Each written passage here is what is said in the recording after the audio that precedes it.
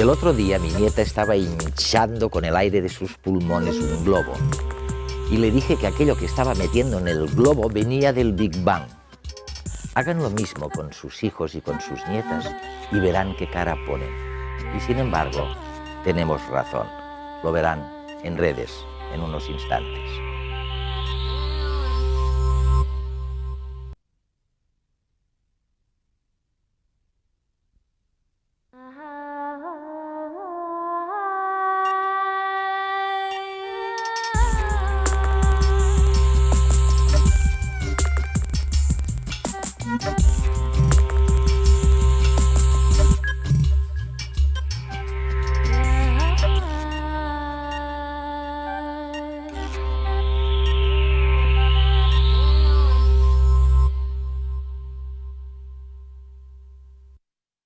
Este programa lo hemos grabado en el Observatorio del Roque de los Muchachos, en La Palma.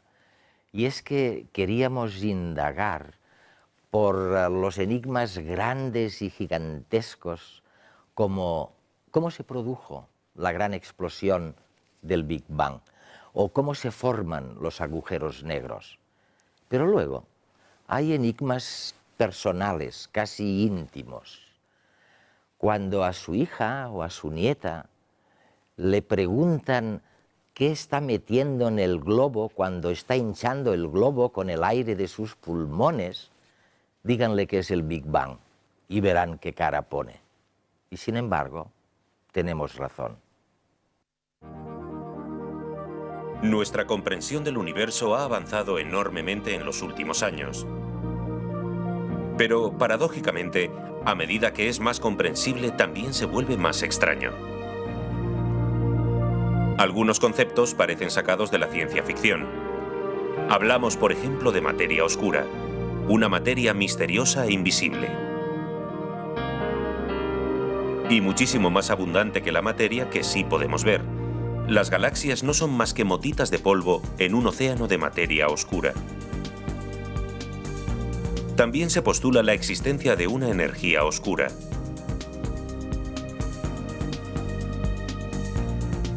Una energía que permea todo el espacio y que es responsable de la expansión acelerada del cosmos. Pero, ¿seguirá expandiéndose siempre? ¿O invertirá su movimiento y colapsará en un Big Crunch? Parece que el destino final de nuestro universo está oculto en la naturaleza de esta energía oscura. El mayor de los enigmas, sin embargo, es cómo empezó todo. Y para resolverlo, necesitamos una teoría que pueda dar cuenta de todos los fenómenos que ocurren en el universo.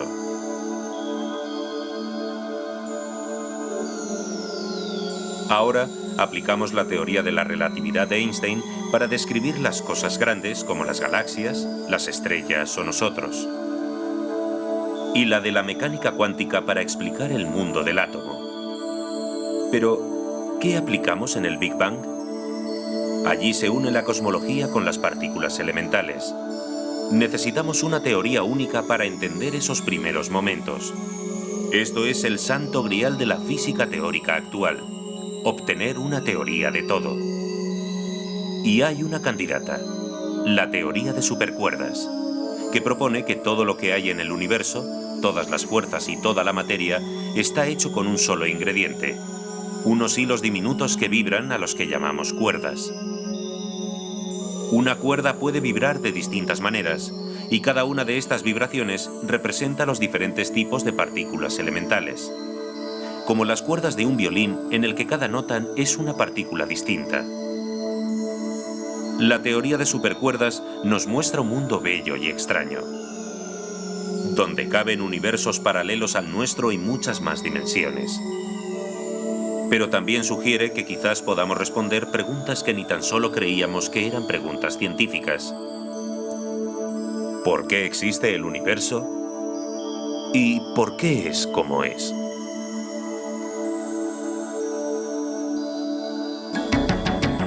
Leonard Susskind es catedrático de física teórica en la Universidad de Stanford. Entre sus múltiples contribuciones a la física destacan la teoría de cuerdas y su aplicación al estudio de los agujeros negros. Susskind además se ha interesado en divulgar sus teorías a un público no especialista, por lo que ha conseguido diversos galardones. Sería una tontería no empezar por uno de estos temas que siguen durante años y años sin respuesta, ¿no? Me refiero a cosas como... Sabes la pregunta que te voy a hacer, ¿no? No creo que sea como saber el tiempo que hará mañana. Pero si la gente estuviera aquí, te preguntarían, por favor, dime qué había antes del Big Bang. ¿Qué había antes del Big Bang? Si es que hubo algo. En realidad no lo sabemos con certeza. Algunos creen que no había nada. Otros, entre los que me incluyo, creen que el universo creció increíblemente rápido, en un proceso como el de hinchar un globo muy rápidamente. Y eso se llama inflación. La inflación es la teoría que explica lo que sucedió antes de lo que sí explica la teoría estándar del Big Bang. Pero, ¿qué pasó antes de eso? Bueno, no es seguro. Había algo, un cerebro, un cero, En algún momento, cuando retrocedemos, perdemos el conocimiento de las leyes de la naturaleza que nos pueden explicar un pasado tan lejano. Ahora tenemos ideas que nos llevan todavía más allá, incluso a un tiempo en que el universo simplemente se estaba inflando muy rápidamente. Pero, ¿cómo llegamos allí? No lo sabemos. Mientras el universo se estaba inflando rápidamente, creemos que se podrían haber formado unas pequeñas burbujas que a su vez empezaron a desarrollarse y nosotros vivimos en una de esas burbujas. Y las burbujas son como las burbujas de cava. Sucedió lo mismo que sucede cuando se descorcha una botella de cava y de repente... ¡zas! ¿Todo el universo? ¿Como el que ahora parece que conocemos? De una de esas pequeñas burbujas que empezó a expandirse. Y seguramente nosotros vivimos en una burbuja así, pero es posible que haya muchísimas burbujas más en el exterior. Algunas son muy hostiles. ¿Cuál es la palabra adecuada? Letales. Son letales para la vida. No se puede vivir allí, se expanden demasiado rápido, o son demasiado calientes o demasiado frías. Siempre hay algo que no está bien.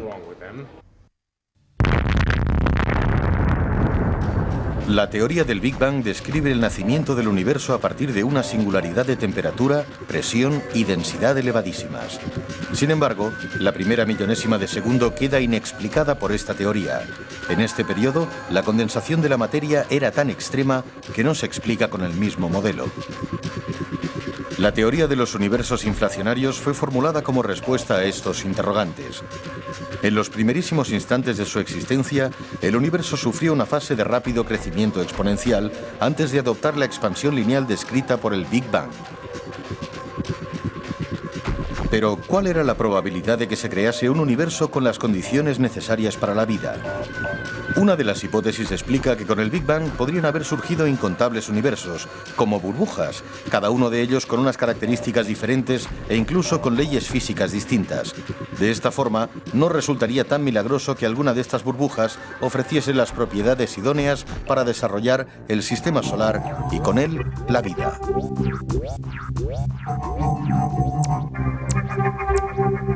Pero si los primeros instantes del universo ya plantean todas estas dudas, los años posteriores del cosmos siguen sorprendiéndonos. Recientemente se han simulado los primeros sonidos del universo a partir de la radiación cósmica de fondo.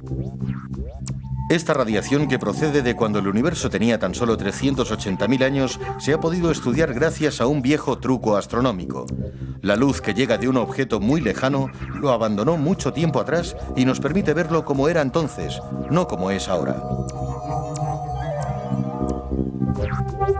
Se han analizado las pequeñas fluctuaciones que existen en el fondo cósmico de microondas y se han traducido a un campo de tonos sonoros. Las notas más altas engendran la primera generación de estrellas, mientras que las bajas se disuelven lentamente para convertirse en las galaxias que llenan todo el espacio. Esta banda sonora condensa en 5 segundos la simulación del ruido cósmico del primer millón de años del universo.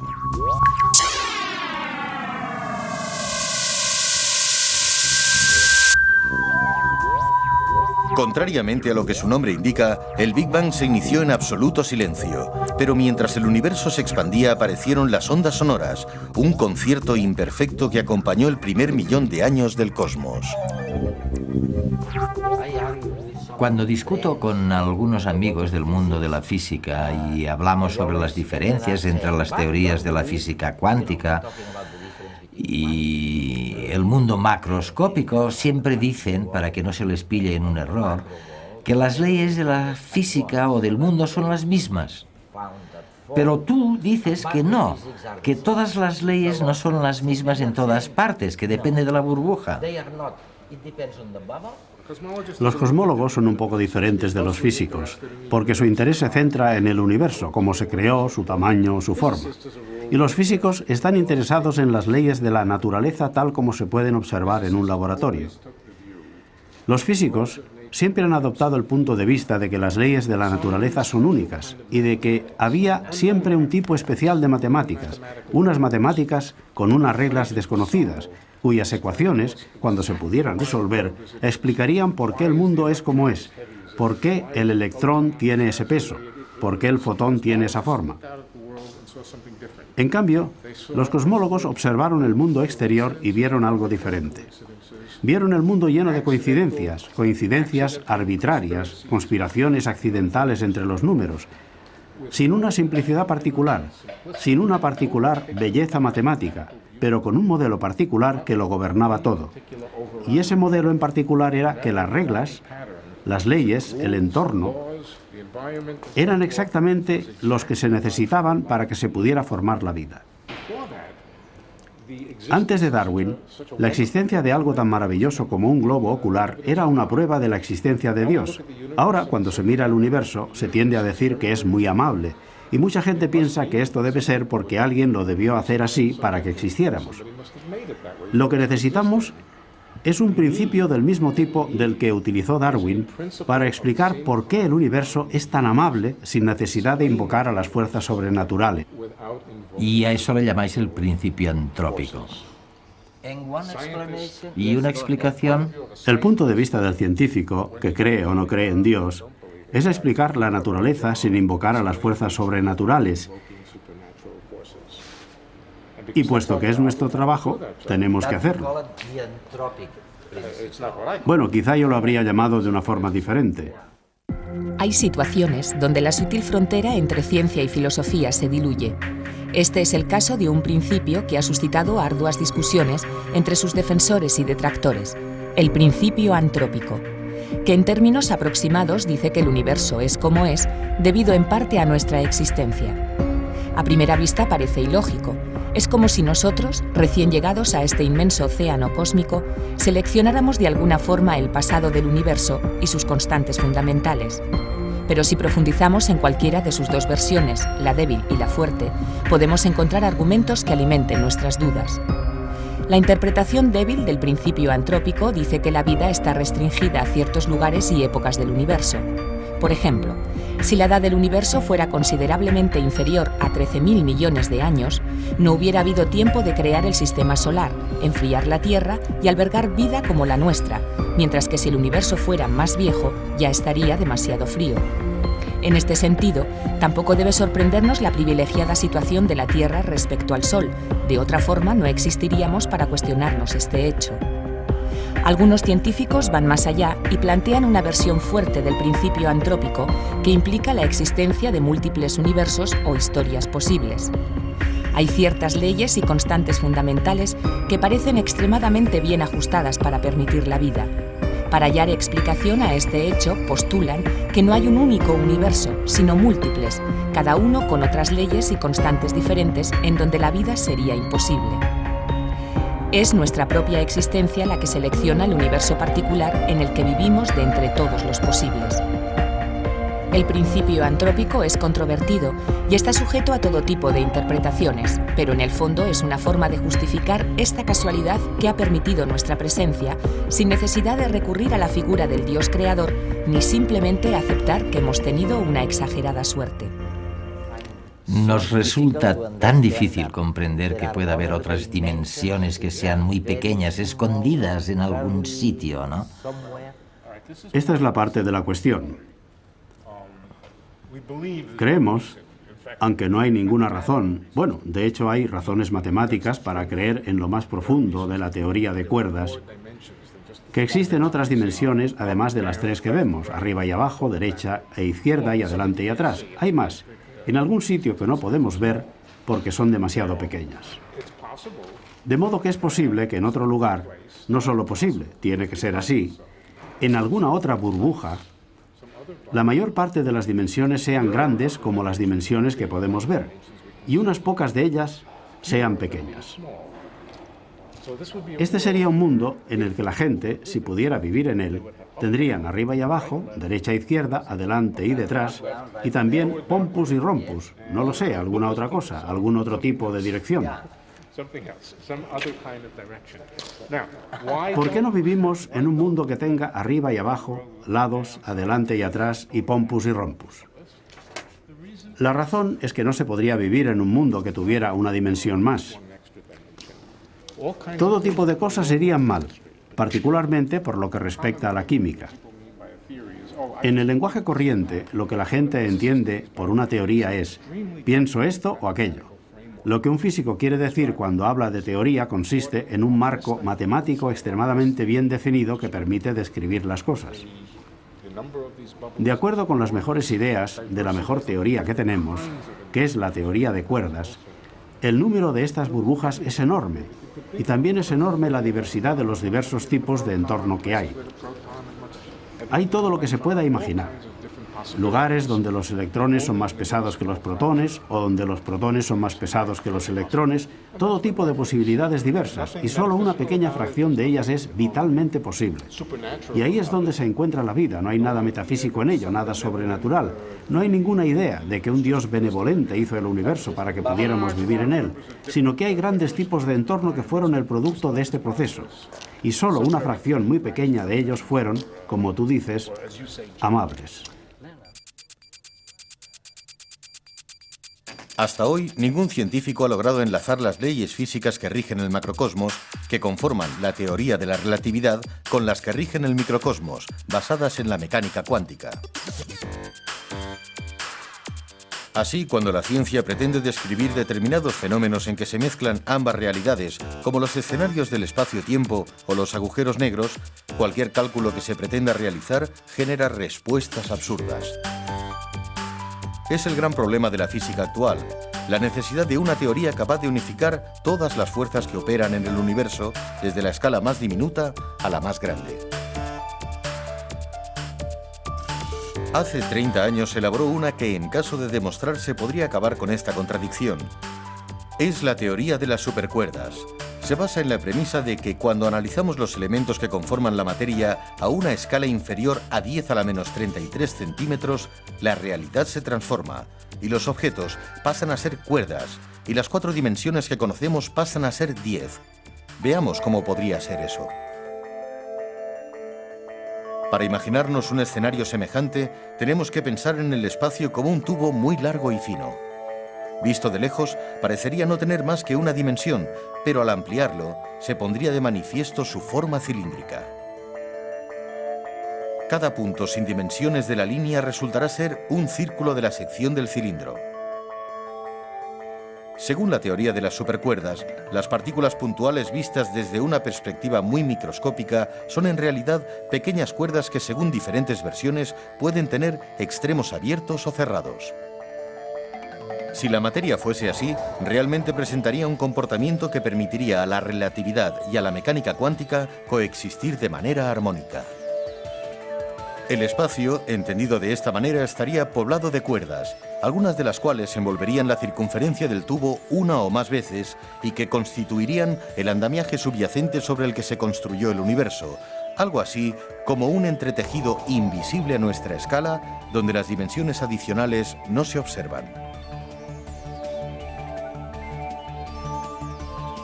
Leonard, ¿te das cuenta de que si miramos a la filosofía occidental o a la historia de la filosofía, resulta que vosotros, los físicos, fuisteis las personas que insistieron enfrente o enfrentados a las ideas dogmáticas del momento y a ideas no demostradas, en que todo el conocimiento, absolutamente todo, debía someterse a la prueba de la experimentación.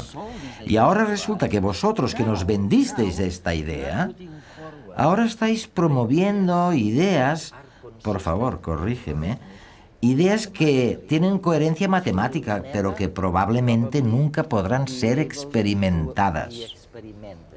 Es así, ¿no? Nunca digas nunca jamás.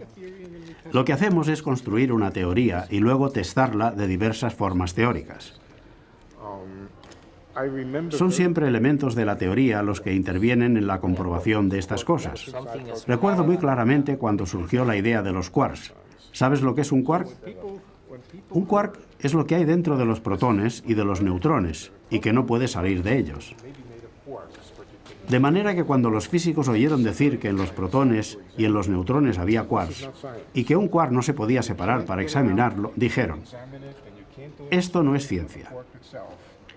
Si no se puede sacar y no se puede examinar, y no pueden hacer experimentos con el quark mismo, entonces simplemente no es ciencia y no creemos en los quarks, porque la ciencia exige que seamos capaces de hacer observaciones directas. Bueno, con el tiempo la gente se fue acostumbrando a la idea de que los quarks no se podían sacar y se cambiaron las reglas. Una de las reglas es: la filosofía sigue a la física y no la física a la filosofía. La última pregunta. Y mi nieta estará contentísima. El otro día estaba hinchando un globo y me preguntó, tiene 7 años, ¿de dónde viene el aire que entraba en el globo? De sus pulmones, pensé primero, y luego le dije, creo que la mayor parte viene del Big Bang. Pero no entendió realmente. Ella dijo, no, viene de dentro de tus pulmones, abuelo. ¿Pero de dónde sale entonces? Viene del Big Bang, pero de forma indirecta. La mayoría del material que se creó durante el Big Bang era principalmente helio e hidrógeno. El aire que sale de tus pulmones contiene muy poco hidrógeno y helio. Es principalmente oxígeno, nitrógeno y sobre todo dióxido de carbono. ¿De dónde salió lo otro y cómo se llegó del helio y del hidrógeno a...? La respuesta es, del interior de las estrellas que se estaban quemando y que calentaron el helio y el hidrógeno y lo transformaron en carbono-oxígeno. Y entonces, ¿por qué no está todo esto encerrado en el interior de las estrellas? Porque las estrellas explotaron y crearon supernovas, y nosotros estamos hechos del material que salió de la explosión de las supernovas. Originalmente estamos hechos del material creado en el Big Bang, pero este dio lugar al material que hoy soplamos en un globo.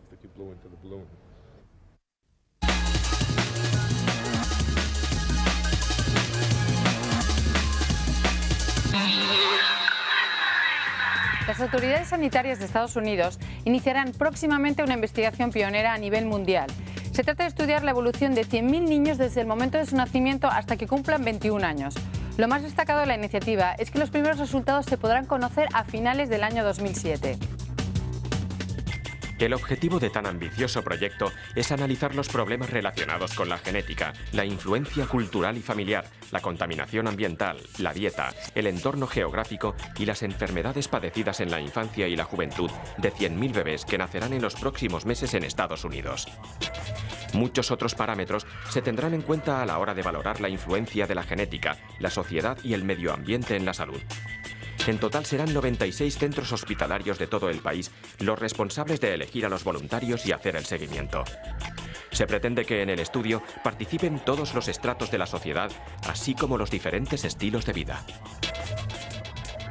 A más cosas se conocen, más nos sorprenden. Es el universo que no para de mostrar nuevas incógnitas. Una reciente observación se ha centrado en identificar una serie de estrellas que no se mueven en órbitas circulares como la mayoría de las que surca la Vía Láctea. No es de extrañar que sean conocidas como estrellas rebeldes. La investigación la ha llevado a cabo un equipo de físicos del Departamento de Astronomía y Meteorología de la Universidad de Barcelona. Los astrónomos han descubierto estrellas que no se mueven en órbitas circulares alrededor de la Vía Láctea. Se trata de unas estrellas que viajan en otras direcciones, especialmente hacia el centro y los extremos de la galaxia, en un movimiento propiciado por sus brazos espirales. En la Vía Láctea hay más de 100.000 millones de estrellas, aunque las llamadas rebeldes representan el 20% del total. El descubrimiento podrá aclarar la composición de los supercúmulos, que hasta ahora se creía que era un grupo de estrellas similares que se desplazaban todas en la misma dirección. A pesar de su mala fama, las abejas tienen propiedades terapéuticas nada desdeñables. Más que estos insectos, es el veneno que producen el que tiene una capacidad antiinflamatoria 100 veces superior a la de algunos fármacos. Una propiedad que están analizando médicos y farmacéuticos.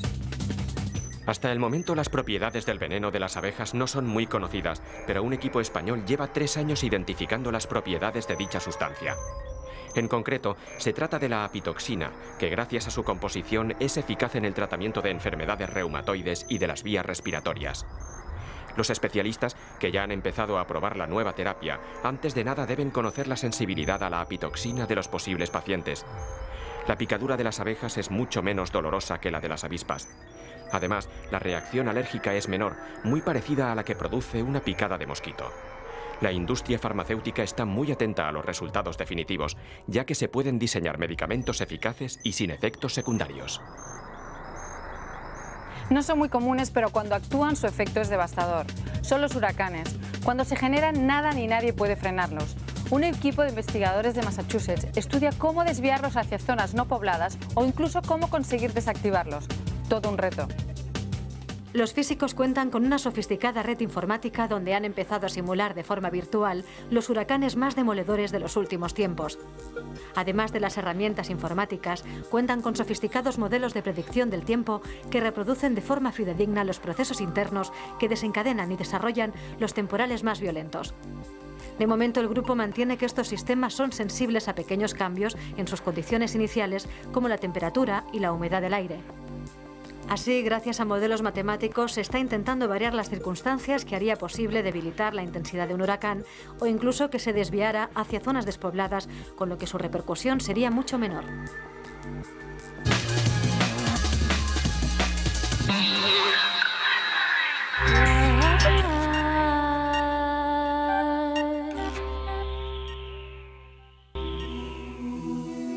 A principios del siglo XX, desde observatorios astronómicos como este, se intentaba entender la estructura del universo, pero ni sabíamos por qué brillan las estrellas, ni sabíamos de dónde salían los elementos químicos que nos constituyen, y pensábamos que nuestra galaxia era la única en todo el universo. En menos de 100 años, nuestro conocimiento ha crecido de forma enorme, pero ¿qué es lo que todavía no sabemos del universo? ¿Cuáles son las fronteras, los temas más candentes de la investigación astrofísica y cosmológica actual? Si apasionante es relatarles lo que ya hemos aprendido, quizás lo es mucho más pensar en lo que todavía nos falta por descubrir, los verdaderos enigmas que nos oculta el universo.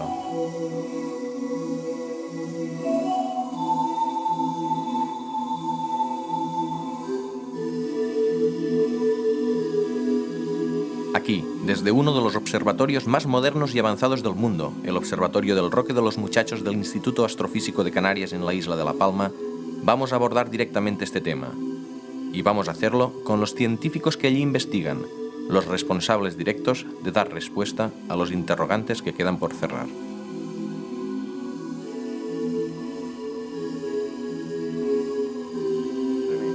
René, estamos en la isla de La Palma en medio de un mar de nubes. ¿Qué es lo que todavía no sabemos del universo? Es una buena pregunta. Y me gustaría tener una buena respuesta, porque eso haría que la vida de los astrónomos fuera mucho más fácil. Por supuesto, hay mucho que todavía no sabemos. La respuesta es también filosófica, porque no sabemos qué es lo que no sabemos. Pero intentaré responder a tu pregunta de una manera más útil. La investigación en el campo de la astronomía en estos momentos se concentra en la formación de los planetas, los sistemas solares y las estrellas, y en tener una mejor comprensión acerca de dónde venimos nosotros como seres humanos y también en ver si hay vida en otros lugares del universo. Y a una escala superior, el saber cómo empezó el universo, cómo se ha desarrollado y a dónde irá en el futuro.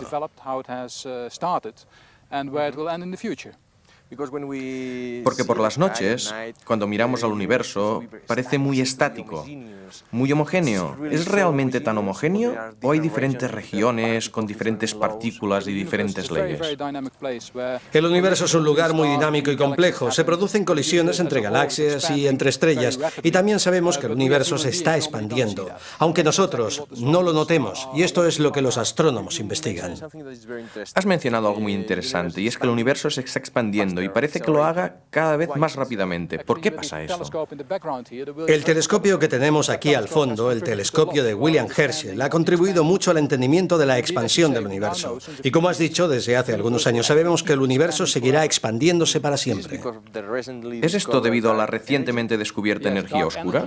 Sí, la energía oscura y la materia oscura son aspectos muy importantes para entender la teoría de cómo se ha desarrollado el universo y cómo se desarrollará en el futuro. Pero ¿sabemos ya qué son la energía oscura y la materia oscura? No, desgraciadamente todavía no lo sabemos, aunque es un campo de investigación muy activo. Si estudiamos los movimientos de las galaxias y los analizamos, deducimos que hay mucha más cantidad de materia en las galaxias de la que podemos ver. Porque si comparamos el número de estrellas que hay en estas galaxias del total de la masa de las estrellas, de la masa que deducimos por la interacción de la gravitación, observamos que hay un gran vacío. Y una de las áreas clave de la investigación en estos momentos es hallar de qué está compuesta esta materia que no podemos ver, pero que sabemos que está allí. Vamos a ver un pequeño reportaje que grabamos anoche en tu telescopio para ver cómo es una noche normal observando el universo.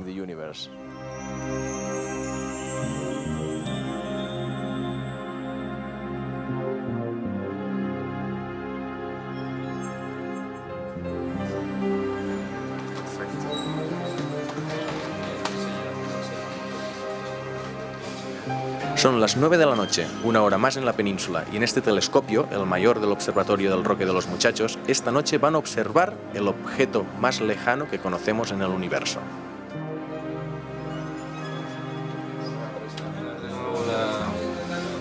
La rendija, a ver en qué posición nos cae.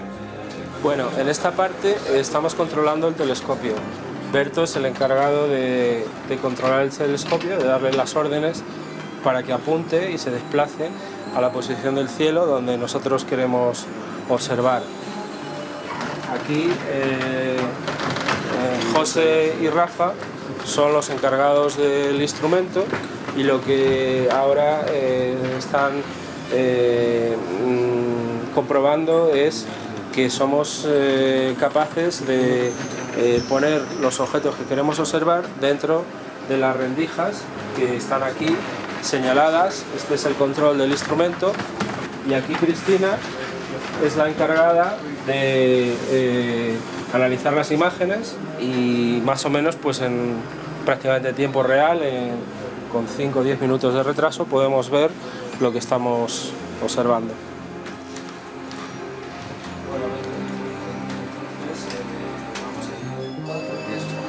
¿Y la de referencia? Sí. Lo que estamos viendo es cómo era esta galaxia hace 13.000 millones de años, o sea que es el tiempo que tarda la luz en llegar hasta nosotros. Es una galaxia que se formó 700 millones de años después de la gran explosión, o sea del origen del universo, y por lo tanto pues es el objeto más joven conocido del universo.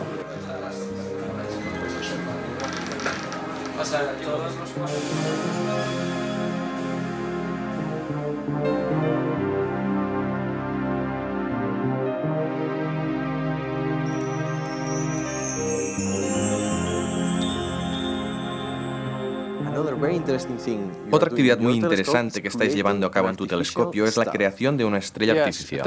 Sí, los telescopios siempre están limitados por la atmósfera de la Tierra. Hay que mirar a través de la atmósfera para ver las estrellas, y esta provoca una turbulencia que hace que la imagen de las estrellas resulte un poco borrosa. Y con esta estrella artificial podemos medir la turbulencia en la atmósfera y luego corregirla. Pero esta estrella artificial no será una estrella, sino un punto de luz. Así es. La forma en que vamos a desarrollar esta estrella artificial, puesto que evidentemente no podemos ir a la atmósfera y encender una fuente de luz muy brillante, es hacer brillar un láser a través del telescopio y proyectarlo a lo alto de la atmósfera, a una altitud de 20 kilómetros. Y eso producirá una fuente de luz artificial que utilizaremos para corregir la turbulencia de la atmósfera y mejorar la calidad de imagen del telescopio. Déjame ahora que sea más especulativo.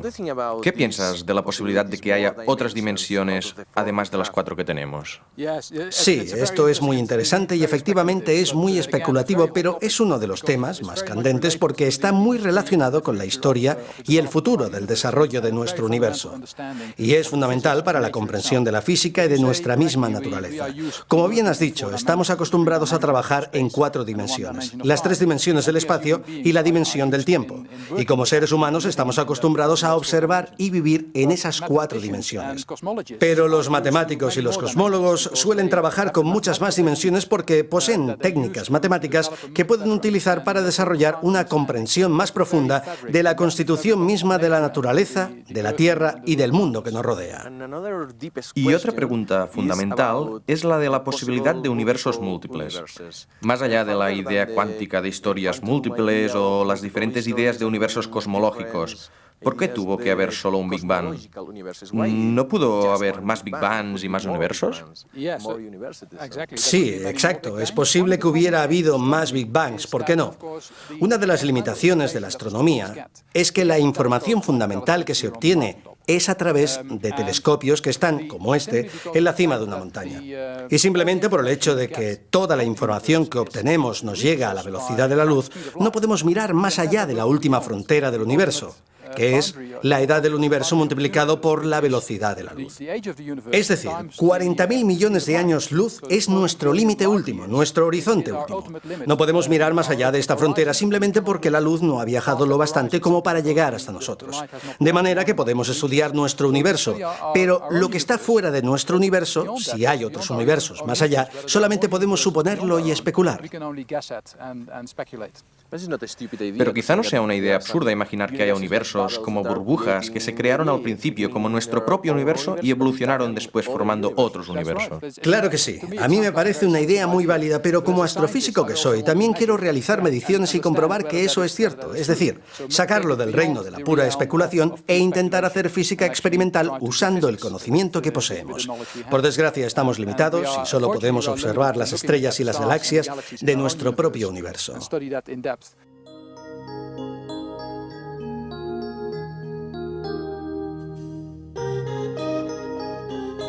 Una de las líneas de investigación más activas en astrofísica, como nos comentaba René, es buscar planetas extrasolares y entender la estructura, no siempre obvia, de nuestro propio sistema solar.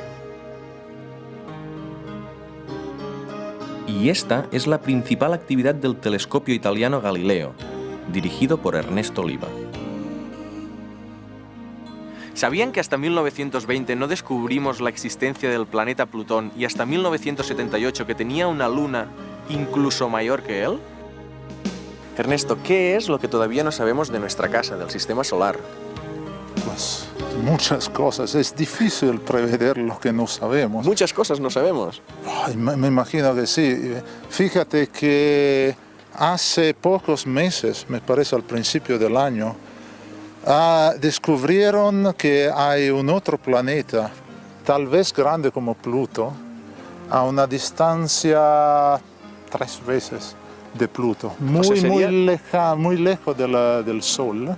¿Pero formaría parte de nuestro sistema solar? Sí, ¿Sería claro. un 10º planeta? Sería un 10º planeta que todavía no se han puesto de acuerdo si es un planeta o si es un asteroide gigante, porque sabemos que existen muchísimas rocas que se pueden llamar asteroides o de otra forma, que orbitan alrededor del Sol. ¿Dónde terminan los planetas y dónde empiezan? ¿Dónde está el final de nuestro sistema solar? ¿Dónde está el final de nuestro sistema solar? Bueno, es el sistema solar termina donde termina el efecto gravitacional del Sol. En esta zona hay la cintura de Kuiper, donde se encuentran muchos cuerpos, muchos asteroides que tal vez son grandes como Plutones, pero son muy difíciles de observar porque están muy lejos del Sol. Y estos están mucho más lejos que Plutón. Plutón, 10 hasta 100 veces más lejos. Y no sabemos por qué, son tan débiles que no lo podemos observar, si no tenemos suerte, como lo que ocurrió al principio del año. ¿Y la estructura del sistema solar es casual o no es casual? El hecho de que los planetas pequeños estén al principio y los grandes al final. No es casual, Plutón, no es casual. Todo, bueno, era la idea que todos los astrónomos tenían, que todos los sistemas planetarios tenían de estar hechos de esta forma. Los planetas que están cerca del Sol no pueden tener gas como hidrógeno porque están calientes. Si hay, y todo el hidrógeno que está en la atmósfera se evapora y se va al espacio exterior. Así que un planeta gigante con mucho gas como Júpiter o como Saturno puede encontrarse solamente a una distancia donde el efecto de la radiación solar es bajo y hace bastante frío para mantener el gas. O sea, esto era lo que se creía hasta el momento, pero creo que habéis descubierto algún planeta que no cumple... Bueno, sí, esa es la búsqueda de los planetas extrasolares que empezó al final de los años 90. Pues hay que decir antes que todo que por el momento no tenemos, como astrónomos no tenemos ninguna oportunidad de ver un planeta directamente. Ni con el gran telescopio de las Canarias, ni con el Hubble, porque es un problema, no que los planetas sean demasiado débiles, sino que hay un problema de contraste de luz entre el planeta que está muy cerca a una estrella que es mil millones de veces más brillante que el planeta mismo. ¿Y entonces cómo lo hacéis? Claro, los planetas no emiten luz, el contraste con las estrellas es enorme. ¿Cómo detectáis planetas fuera del sistema solar? Pues los planetas se mueven, dan la vuelta alrededor de la estrella. Sin embargo, los planetas, debido al efecto de la gravedad, también la estrella se mueve un poquito, mientras un planeta le revoluciona alrededor de la estrella. Movimientos en las estrellas y eso implica que allí hay un planeta. Sí, lo detectamos utilizando lo que llamamos el efecto Doppler, que es el mismo efecto que nos permite determinar con los ojos cerrados si un tren se está moviendo o se está parado, porque cuando se acerca hace y cuando se aleja cambia el sonido. Lo mismo pasa con la luz. Bueno, el resultado principal, que fue la grande sorpresa para todos los astrónomos, fue descubrir que el primer planeta, y luego el segundo, el tercero, los primeros 10, y luego prácticamente todos los planetas que conocemos ahora afuera del sistema solar, son planetas grandes como y más que Júpiter, entonces planetas gigantes con mucho gas. Y no están distribuidos como lo están. Y están cerca de la estrella. Muy cerca de la estrella. Lo contrario de lo que ocurre en nuestro sistema solar. Y cualquier astrónomo antes del 1997 hubiera apostado que Júpiter se encontraría mucho más lejos de la estrella. Todavía no entendemos cómo pueden sobrevivir ahí, porque no pueden sobrevivir. Si los deja ahí tranquilos por 1.000 millones de años, la atmósfera se evapora. Y les queda solamente el núcleo más pesado de hierro, silicio, magnesio. ¿Qué es lo que se supone que ha pasado a los planetas pequeños? Exactamente, como la Tierra, Marte y Venus. O sea, que en un momento la Tierra, Marte y Venus eran así de grandes. Bueno, no tan grandes como Júpiter, pero eran por lo menos 50 veces 10-50 veces más masivos, pero perdieron este gas debido al rescaldamiento del Sol. Bueno, y tenemos también una prueba química que algunas estrellas se han recientemente, en los últimos 100 millones de años, chupado el planeta. ¿Cómo podéis tener una prueba química? Simplemente porque podemos medir la composición química de objetos como la superficie de la estrella utilizando la luz del objeto, porque la luz... O sea, utilizando la luz de las estrellas podéis saber la composición química que tiene esa estrella. Porque, por ejemplo, si hay sodio, hay una línea amarilla, que es la misma línea que se ve en la iluminación pública, porque son lámparas a sodio, que se puede observar en emisión y en absorción a segundas de los casos. En la atmósfera de las estrellas hay un montón de líneas y podemos determinar si hay y cuánto hay de hierro, magnesio, silicio, uranio, cualquier elemento. Así que podemos medir la composición química sin tocar nada. Eso es solamente los astrónomos. Y en este telescopio, el Galileo, sí. ¿Qué tipo de mediciones estáis haciendo? ¿Estáis buscando planetas extrasolares también? Entre otras cosas, sí. Hay un programa y un instrumento fue construido con el fin principal de buscar planetas extrasolares. ¿Habéis encontrado alguno o no? Sí, un par. Pero es un programa un poquito diferente de lo que hacen en otro telescopio. En particular, relacionar la presencia o la ausencia de planetas extrasolares con la composición química de la estrella. Así, para entender mejor esta historia, si los planetas se caen encima de la estrella o se mantienen en órbita estables. O sea que básicamente veis que una estrella tiene una composición química extraña y de eso deducís que es que se ha tragado un planeta y por tanto había un planeta allí. Esa es una cosa. Y la otra, que tal vez vemos una estrella con una composición química extraña y que también se mueve un poquito debido al movimiento, al efecto de un otro planeta. Con los telescopios que hemos visto hasta ahora, podemos observar muy lejos en el universo, pero cuando esté operativo el Gran Telescopio de las Canarias, será el mayor del mundo y podremos acceder a lugares aún inexplorados.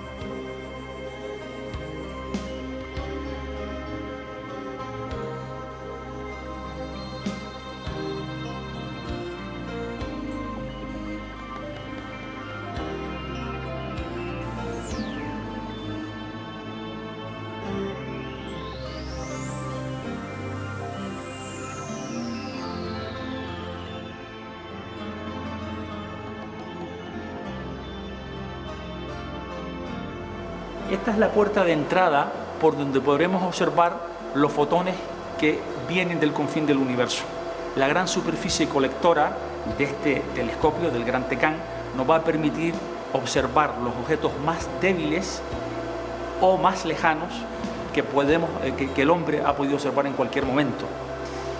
Objetos débiles que pueden estar en nuestro entorno, pero que no hemos sido capaces de observarlos con otros telescopios, o objetos muy lejanos, por lo tanto muy antiguos, con lo cual Gran Tecán va a abrirnos al conocimiento del origen del universo.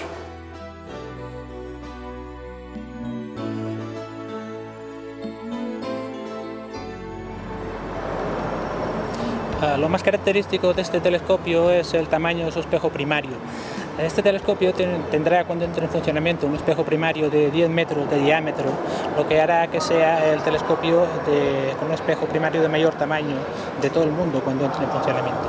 Tiene un sistema de sensores y actuadores que mantienen en todo momento alineados los espejos del telescopio durante toda la observación. Otra característica importante de este telescopio es que introducirá un sistema de óptica adaptativa, que es un sistema novedoso que permite corregir las perturbaciones introducidas por las turbulencias atmosféricas, de forma que se mejora la calidad de la imagen que se observa con el telescopio.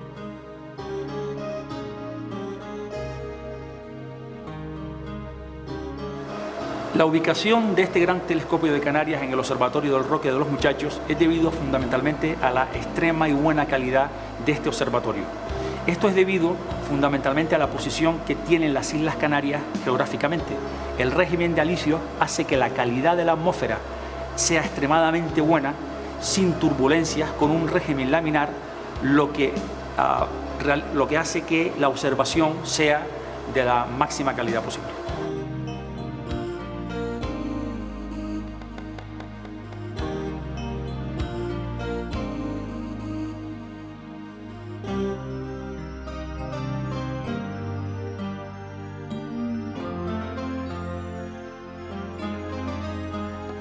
Este telescopio es diferente a todos los que hemos observado hasta ahora. Analiza los rayos gamma, la luz más energética que existe, y es el mayor en su campo. ¿Qué estáis observando en este telescopio? Como ya lo he dicho, lo que nos interesa son los rayos gamma, pero el problema es que los rayos gamma no pueden penetrar la atmósfera.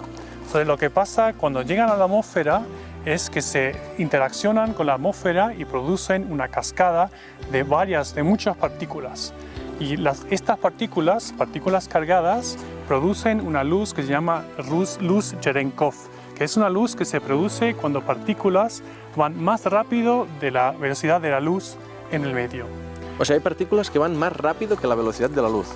Sí, bueno, van más rápido de la velocidad de la luz en el medio. Nunca van más rápido de la velocidad de la luz en el vacío. Porque esto, lo de la velocidad de la luz en vacío, todo el mundo sabemos que nada puede ir, pero es realmente cierto, no es una limitación técnica nuestra, es una propiedad de la naturaleza, nada puede ir más rápido a la luz. Es una ley física que nada puede ir más rápido de la velocidad de la luz en el vacío. O sea que todo es relativo menos la velocidad de la luz, que es una constante. ¿Esto qué implicaciones tiene para la física? Sí, todo Esto es la relatividad de Einstein. Eso es la relatividad de Einstein y es un hecho observable, que no hay nada que vaya más rápido de la velocidad de la luz. Si hubiera algo que vaya más rápido de la velocidad de la luz, entonces sería una catástrofe para la física como la conocemos ahora. Por ejemplo, habría problemas con la causalidad, que eso significaría que un hecho en el pasado un hecho en el futuro puede influenciar, tiene influencia a un hecho en el pasado, que no puede ser, obviamente. Y en este telescopio, una de las aplicaciones, no es la más importante, pero una de las aplicaciones quizás indirectas es que podéis comprobar si esta teoría de Einstein es realmente cierta o no. ¿Hay dudas sobre si es cierta o no? Sí, de hecho hay dudas. Uno de los problemas de la teoría de Einstein, que es la teoría de gravitación general, es que no está conforme con la otra teoría grande que tenemos en la física, que es la teoría cuántica. Entonces los teóricos quieren unir estas dos teorías y se produce lo que sería la gravitación cuántica. Porque esas dos teorías no pueden ser válidas a la vez. Una es responsable de explicar el mundo de lo más pequeño, la teoría cuántica, y la teoría de relatividad de Einstein explica los fenómenos del mundo macroscópico, pero no son compatibles.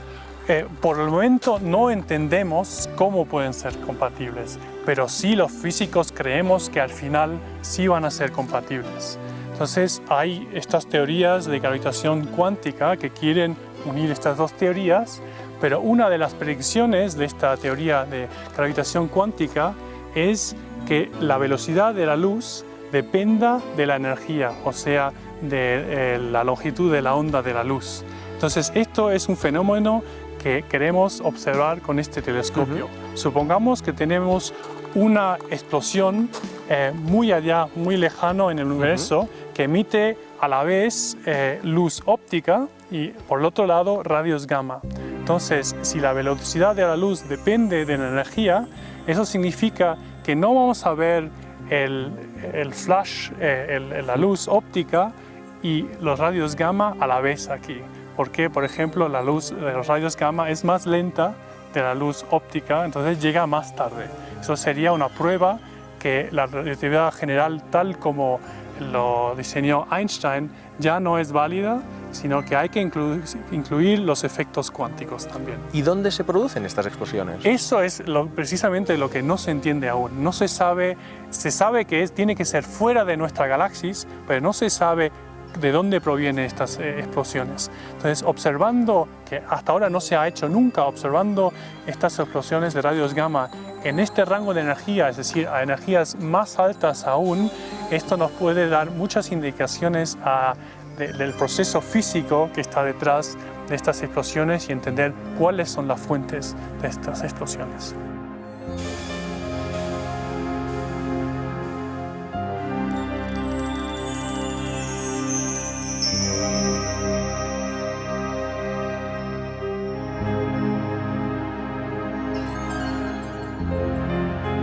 Durante el programa hemos visto que en cosmología, como en muchos otros campos de la ciencia, afortunadamente todavía quedan profundos enigmas sin resolver. Esperemos que los científicos vayan encontrando las respuestas y nosotros se las podamos hacer llegar a sus casas.